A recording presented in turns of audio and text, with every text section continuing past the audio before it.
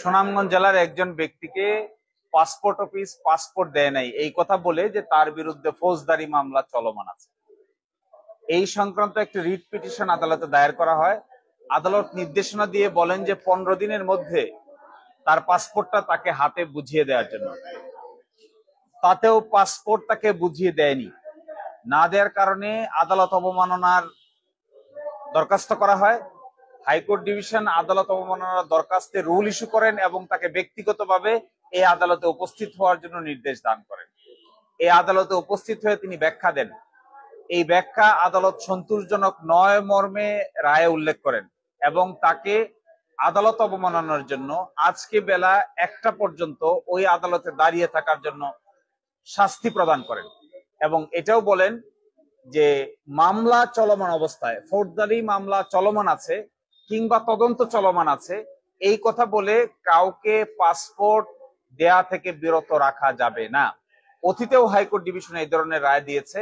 আজকে কন্টেম্প, এই ধরনের মামলায় কন্টেম্প এটিই প্রথম এবং এই ব্যাপারে বাংলাদেশে, আমি মনে করি বাংলাদেশে যে শত শত পাসপোর্ট পেন্ডিং আছে, ফৌজদারি মামলা চলমান, এই কারণে এই সবগুলো পাসপোর্ট কর্তৃপক্ষকে এখনই রিলিজ করে দেওয়া উচিত।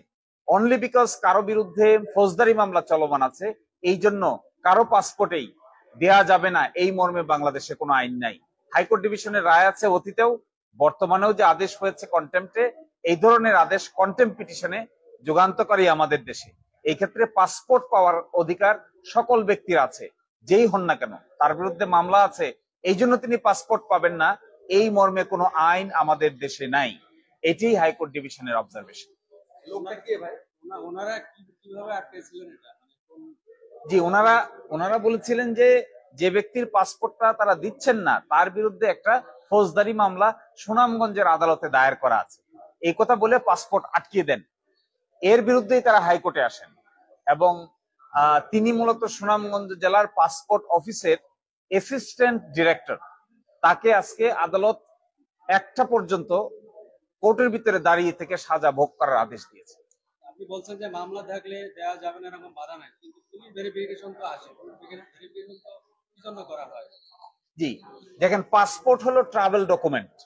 এই ট্রাভেল ডকুমেন্ট বাংলাদেশের সকল নাগরিকের থাকতে পারে, কার বিরুদ্ধে মামলা আছে আর কার বিরুদ্ধে মামলা নাই, এই জন্য সে ট্রাভেল করতে পারবে না, এটি অবশ্যই কোনো সেন্সিবল বা কোনো যৌক্তিক কথা হতে পারে না।